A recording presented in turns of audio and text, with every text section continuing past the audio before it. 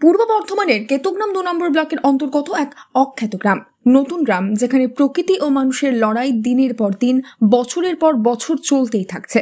এই গ্রাম যেন প্রকৃতির মাঝে এক নীরব হাহাকার। আমাদের গ্রাম নতুন গ্রাম, আমাদের গ্রামের পরিস্থিতি খুবই খারাপ।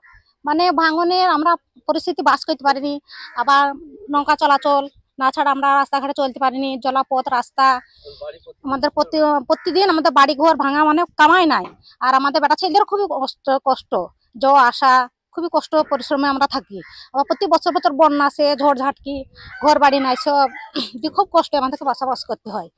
সেই জন্য আমরা ভয় লাগে, অনেক ক্ষতি হয়, বাড়ি ঘর মানুষের অনেক ক্ষতি হয়, পশু পাখির সবই ক্ষতি হয়।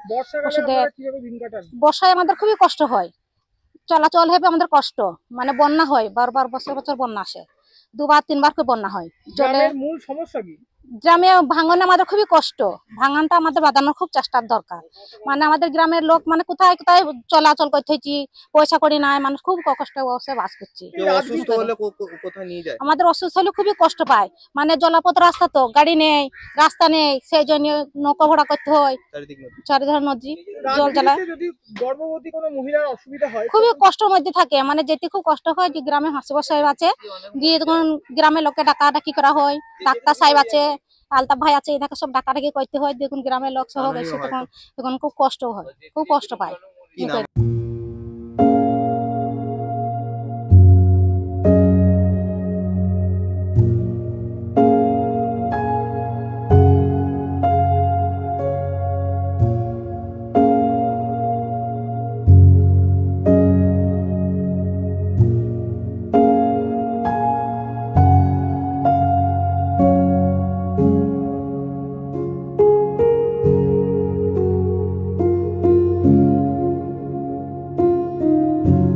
চারিদিকে জল, মাঝখানে মানুষের বসতি, একটি বিচ্ছিন্ন দ্বীপের মতো, যার চারপাশ ঘিরে রয়েছে ভাগীরথী ও বাবলা নদী।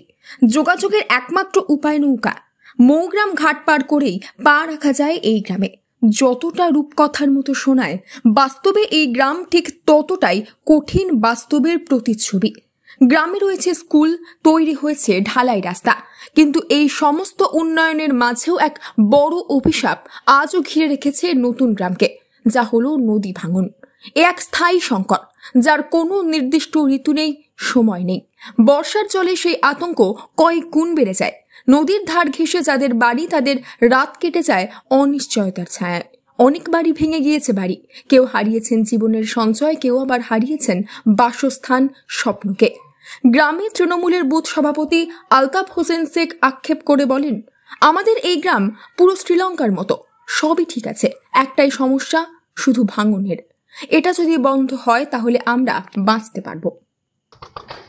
আমাদের কেতুগ্রাম 2 নম্বর ব্লক নতুন গ্রাম পুরো শ্রীলঙ্কার মতো বাস করছে আমরা। চতুর্দিকে জল দিয়ে ঘেরা, একদিকে ভাগীরথী, একদিকে বাবলা, চতুর্দিকে ঘিরে নিয়েছে আমাদের। তা যাতে করি এই ভাঙনে বাবলা আর ভাগীরথীতে এমন গ্রাস করেছে, গ্রামটা শেষ করে দিয়েছে। 400 পরিবার আমরা উঠে চলে গিয়েছে, এখনো 1200 পরিবার আছি। যাতে করি আমরা এই 1200 পরিবার থাকতে পাই, এর জন্য সরকার আমাদের কোনো ব্যবস্থা নিক, তা না হলে আমরা বাস করতে পারবো না। ওই গাছতলায় যেয়ে বাস করতে হবে আমাদের। তাছাড়া আমাদের মূল সমস্যা ভাঙন, দুই দিক থেকে গ্রাস করে আর ভাঙনে শেষ করে দিল বাড়ি ঘর আমাদের। কোন কোন নদীর ভাঙন আছে? বাবলা আর ভাগীরথী, এই দুটো ভাঙনে আমাদের গ্রাম শেষ করে দিল। এবার বাড়ি প্রতিদিন বাড়ি পড়েছি 4টা করে। বর্ষার সময় চতুর্দিকে জল, যেদের পা বাড়াবো সেখানে জলে পা দিতে হবে। আর এই বর্ষার টাইমে ভাঙনটা জোর বেশি হয়েছে, তা কেউ ঘুমায় না গ্রামের লোক। কখন কি হবে, গ্রামটা কখন কি চলে যাবে, এই অবস্থায় পড়ে আছি আমরা। যাতে সরকার, যাতে মমতা ব্যানার্জি অনেক কিছু করছেন, আমাদের ব্যবস্থা যাতে একটু নেয়, তাহলে আমরা একটু সহযোগিতা পাই, একটু আশ্রয় যেন থাকতে পাই, জন্মভূমি আমাদের, যেন এখানে আমরা থাকতে পাই, এই ব্যবস্থাটা যেন সরকার আমাদের নেয়। গ্রামের বাসিন্দা নূর বানু বিবির জীবনের গল্প যেন এই ভাঙনের নির্মম সাক্ষ্য। তিনি বলেন, এই গ্রামে 2বার বাড়ি করেছি, 2বারই ভাঙন চলে গিয়েছে সেই 2টি বাড়ি নিয়ে। 3বারের বার আবারও একটি বাড়ি করেছি, এটাও মনে হচ্ছে চলে যাবে। এখন স্বামী অচল, এরপর যদি এটাও ভেঙে যায় তাহলে আর করার সামর্থ্য নেই। আগে গঙ্গার ধারে বাড়ি ছিল, 2 জায়গায় পর পর বাড়ি করেছিলাম, 2 জায়গায় ভেঙে পড়ে গিয়েছে। এখন জমিতে চলে একটু জমিটুকুনা বাড়ি করেছি, আবার ভেঙে চলে যাচ্ছি। এখন আমাদের জায়গা কিংবা ঘর বাড়ি করার আমরা কিচ্ছু ক্ষমতা নাই, আমার স্বামী একদম অচল হয়ে গেছে। দুটো বাড়ি ভেঙে চলে গেছে। হ্যাঁ, দুটো বাড়ি ভেঙে চলে গেছে। এই গ্রামে আমরা বাড়ি ছিল? হ্যাঁ এই গ্রামেই ছিল, গঙ্গার ধারে। এটা আপনার ক নম্বর বাড়ি? এটা 3 নম্বর। পরিবারে কে কে আছে? আমার বাড়ি, আমার স্বামী, আমি আছি। স্বামী কি করেন? এই তো একবার খাটতে খুঁটতে পারে না, টুকটাক যাহাই করি, বয়স হয়ে গেছে। কিভাবে দিন চলছে? হ্যাঁ, আল্লাহ চালাইছি, আল্লাহ রুজির মালিক, যাহাই করি চলছি, বেকার পয়সা করে। আবার তো বলছেন জল বাড়ছে, ভাঙন হচ্ছে, এরপরে কি আশঙ্কা করছেন? ভয় লাগছে? ভয় লাগছে, তাহলে কোথায় দাঁড়াবো?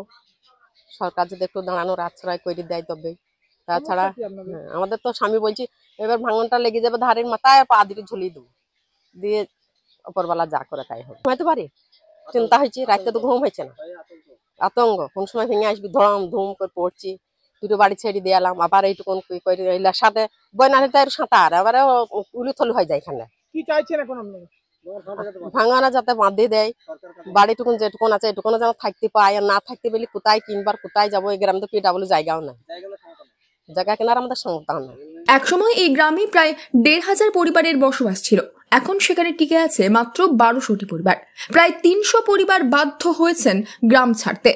এইটুকুই প্রমাণ করে সমস্যার গভীরতা ও দীর্ঘস্থায়ী প্রভাব। প্রশাসনিক স্তরে অবশ্য কিছুটা তৎপরতা লক্ষ্য করা যাচ্ছে। মৌগ্রাম অঞ্চলের প্রধান পার্থপ্রতিম চট্টোপাধ্যায় জানিয়েছেন, এই বিষয়ে আমাদের বিধায়ক শেখ শাহনওয়াজ বিধানসভায় আবেদন করেছেন। সালার ও বোলপুর থেকে ইরিগেশনের দল এসে পরিদর্শন করেছে। খুব শীঘ্রই কাজ শুরু হবে। আমাদের নতুন গ্রাম মৌগ্রাম অঞ্চলের অন্তর্গত ভাঙনের কবলে, এই ব্যাপারে আমাদের মাননীয় বিধায়ক শেখ শাহনওয়াজ সাহেব উনি বিধানসভায় বারবার আবেদন করেছেন যাতে ভাঙন রোধে কোনো ব্যবস্থা গ্রহণ করা হয়, এবং এ ব্যাপারে আমাদের সালার ইরিগেশন থেকে এবং বোলপুর ইরিগেশন থেকে বড় টিম এসেছিল, ইনকোয়ারি করে গেছে। আমিও সেই ইনকোয়ারি টিমে ওদের সাথে ছিলাম।